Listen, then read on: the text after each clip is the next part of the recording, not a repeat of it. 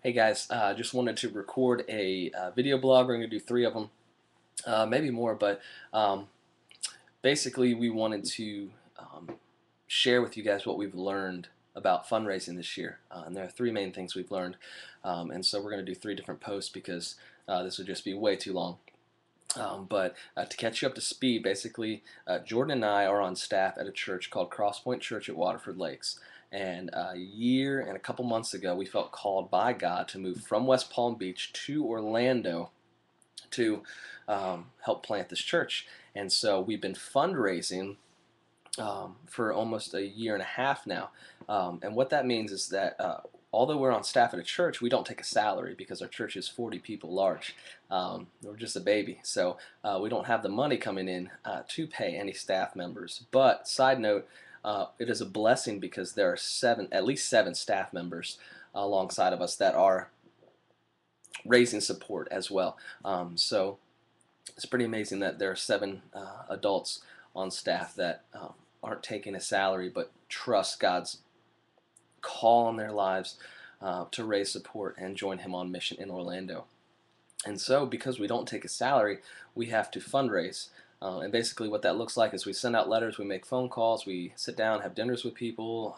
All of it looks differently. And we ask them to join us on mission in Orlando. And so they give to us either monthly or they give us one-time gifts. Like it looks different all across the board. But just wanted to do a quick blog on what we've learned so far. The first thing we've learned, and we'll do two other blogs for the other two things, but the first thing we've learned is that all money is God's money. When I was on staff at other places and when I was working, I don't think I really had a full understanding. I still don't think I have a full understanding, but I didn't even have an inkling that all money is God's money. Like I really thought the money I had earned was mine and that I was entitled to it and that because I had worked for it, that it was mine, and then I gave God 10%. Look what I did, and then here's 10% because I'm required to do that. And that's so bogus. Um, it's it's interesting to look back and to see how my heart was postured towards giving um, before I was in need. And so now that we're in need, um, God has just completely unveiled our eyes as to the value of money, what it really is, that it totally belongs to Him. And one thing that really helped us is in Job, in I think the 38th chapter, God responds to Job. And so you have 37 chapters leading up to this one response, or this initial response by God, and it's a doozy. And God basically asks Job, "Where were you when the foundations of the earth were laid?" And he asks him, "Where were you when I did this? Where were you when I did this?" And it's things like putting the stars in the sky. Uh, and it's sort of interesting because you would think that God would compare Job's like sinfulness to His holiness, is the way that Harold Best puts it in Unceasing Worship. That God doesn't choose to say, Job, look at you, you're sinful, and I'm holy and perfect. No, He says, where were you when I laid the foundations of the earth? God's referring to His creativity um, and His ingenuity in being creator of all things. And so I look at that passage and I go, man, when I begin to not trust, or when I begin to get anxious about raising support and asking people to meet our needs, um, I think, where was I when the foundations of the world was laid? It just kind of sets me at ease because then I know I didn't exist yet. All money is God's money.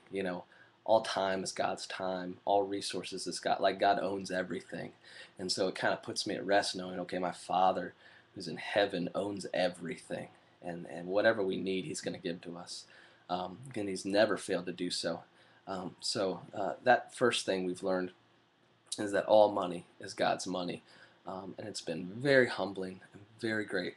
And so we just want to say thank you for being obedient to. For those of you who have supported us financially, what you felt God calling you to do to join us on mission at Crosspoint Church in Waterford Lakes in Orlando, and hearing our story and loving us and sending us letters and pictures and support and whatever it is. That doesn't go overlooked. We're so thankful. And if you guys want to take a look, this is a bulletin board in my office. And basically, that's all the commitment cards that you all have sent us back. And so there's people up there that have committed to one-time gifts, to monthly support, to praying for us. There's just a number of things that are up there. So I see that every single day above my workstation, and it reminds us of you. And so we pray for you, and we're thankful for you. And we just want you all to know that you're loved and you're cared for and you're lifted up and you're encouraged here in Waterford Lakes. And so we'll continue tomorrow or a couple of days later when we do the next vlog. But just wanted to share that, just a little tidbit. You know, it's nothing mind-blowing, and we're excited for what else God has to show us, but just understanding that all money is God's money has really postured our hearts in thankfulness and in acknowledgement of God's greatness towards Him, and so I hope that that can be a tidbit of truth for you all to take away today.